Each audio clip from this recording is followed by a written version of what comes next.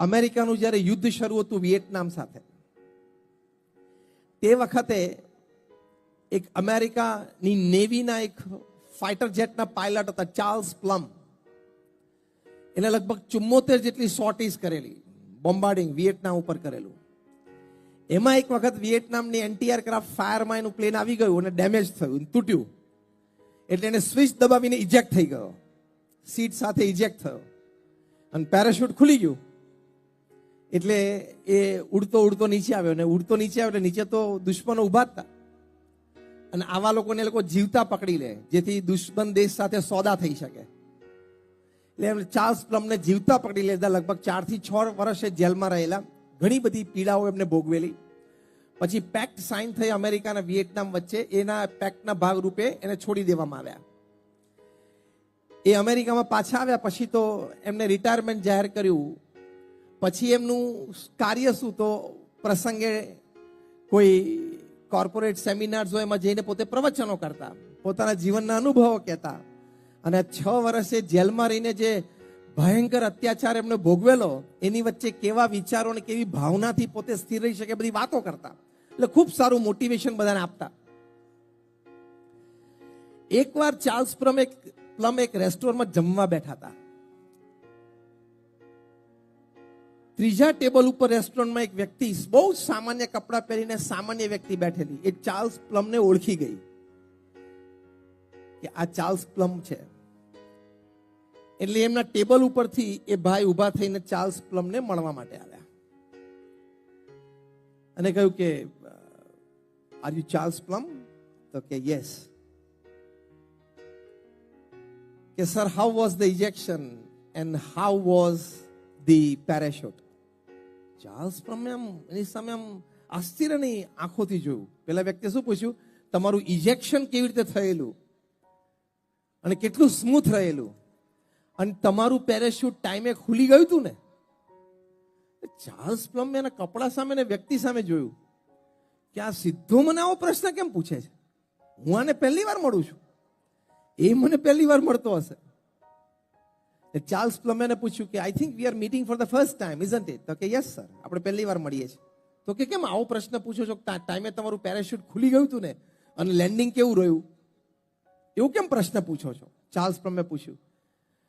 ત્યારે આને કહ્યું કે સર, હું જે ફેક્ટરીમાં વર્કર તરીકે કામ કરું છું, એ જ ફેક્ટરી અમેરિકાની નેવીને એરક્રાફ્ટ પાયલટ માટે એના સીટની નીચે પેરાશૂટ ફિટ કરે છે. તમારું પેરાશૂટ મેં ફિટ કરેલું. ચાર્લ્સ પ્લમની આંખમાં જળજળી આવી ગયા. એને ઊભા થઈને વ્યક્તિને અભિનંદન પાઠવ્યા, એમને ભેટ્યા. તે દિવસથી ચાર્લ્સ પ્લમની બોલમાં ફેર પડી ગયો, મોટિવેશન કરવાની રીતમાં ફેર પડી ગયો, અને પોતાના પ્રવચનનો વિષય કાયમે રાખતા, do you know who fitted your parachute? કાયમ એમના પ્રવચનનો વિષય શું રહેતો હતો? એ લોકોને શું કહેતા હતા કે તમને ખબર છે તમારું પેરાશૂટ કોણે ફિટ કર્યું છે? એટલે કે તમને ખબર છે કે તમારા કઠિન સંજોગો પરિસ્થિતિમાં 1-2 વ્યક્તિ જે સ્થૂળ અને સમક્ષ હોય એને તમે ઓળખી શકો છો કે આને મને મદદરૂપ મને થયા છે, પણ એની પાછળની ઘણી બધી મોટી ઇકોસિસ્ટમ છે કે જે તમને મદદરૂપ થઈ છે, તમને ખબર નથી. હા કે ના? એટલા માટે દરેકનો આદર કરીને દરેક પ્રત્યે સન્માનની ભાવના રાખવી જોઈએ. That is the key of this understanding.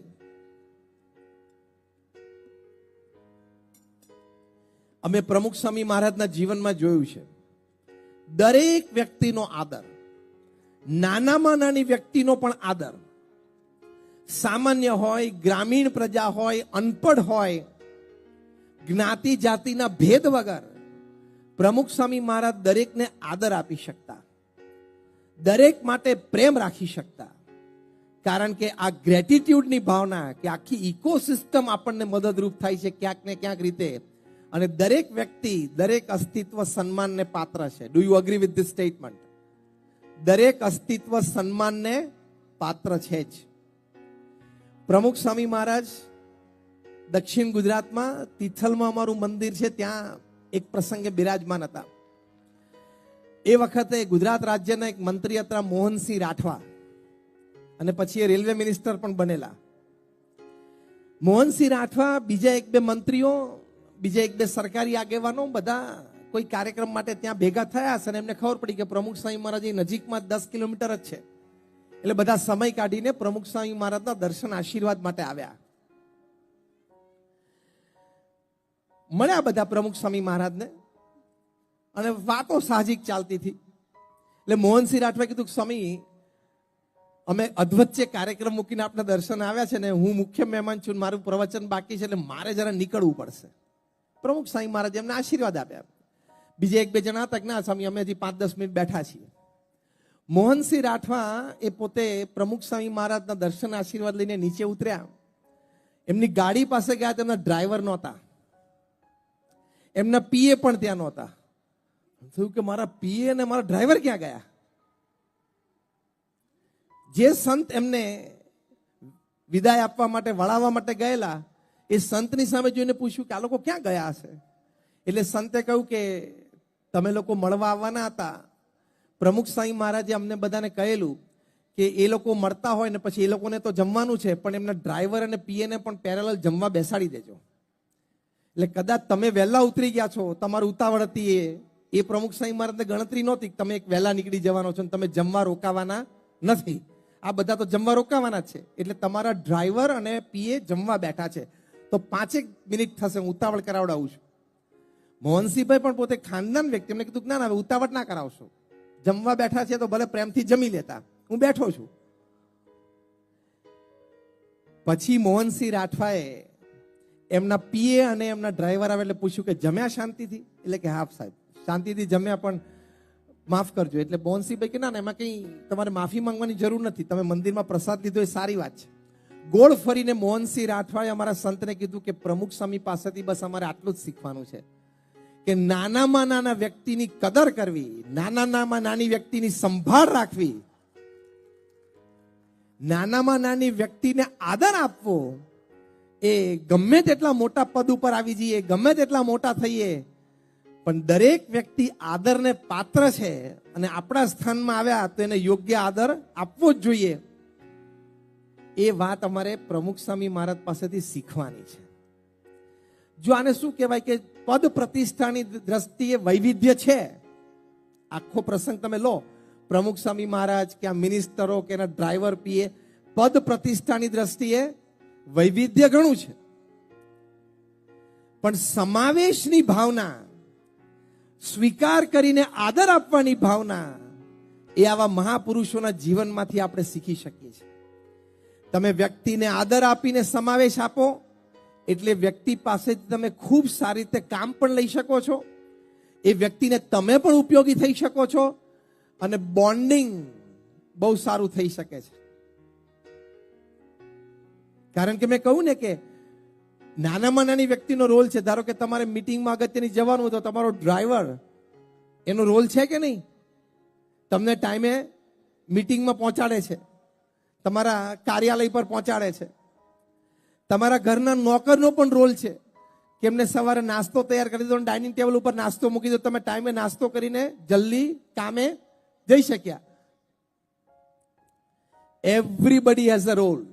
So we must believe that every person in my life plays a role in my life. મારા જીવનમાં દરેક વ્યક્તિને મારા જીવનમાં કંઈક રોલ છે, હા કે ના? એટલે વિવિધતાનો આદર કરીને આપણે એનો સમાવેશ કરવો. તમારામાંથી કેટલા લોકોએ માઇકોબેક્ટેરિયમ વેકે, આ નામ હું બોલ્યું એ સાંભળ્યું છે? બાયોલોજીકલ નેમ છે એટલે આપણે સમજીએ, બહુ ઓછા સાંભળ્યું હોય. માઇક્રોબેક્ટેરિયમ વેકે એ નામનું એક બેક્ટેરિયા છે. હવે બેક્ટેરિયા તો સ્થૂળ આંખે દેખાતું નથી. એ કરોડો ભેગા થાય ને, કરોડ નહીં કરોડો, તો 100ની ટીપ ઉપર સમાઈ જાય સ્પેસમાં, એટલા ઝીણા છે. માઇકોબેક્ટેરિયમ વેકે. આ બેક્ટેરિયાનો રોલ શું છે ખબર તમને? આ બેક્ટેરિયા આમ તો સોઇલમાં રહેતા હોય, એટલે કે જમીનમાં, પણ એરબોર્ન થવાની શક્તિ છે એનામાં. પવન આવે તો જમીનમાંથી ઉડીને એ હવામાં પણ જાય. એ આપણા શ્વાસમાં આવે એટલે સાયન્ટિફિક રિસર્ચ પ્રમાણે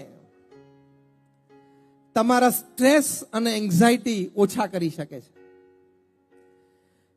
આ બેક્ટેરિયા ખાસ કરીને અત્યારે તો હવે આટલું બધું કન્સ્ટ્રક્શન થતું હોય, જમીનો ખોદાતી હોય ને ધમધોકાર બધા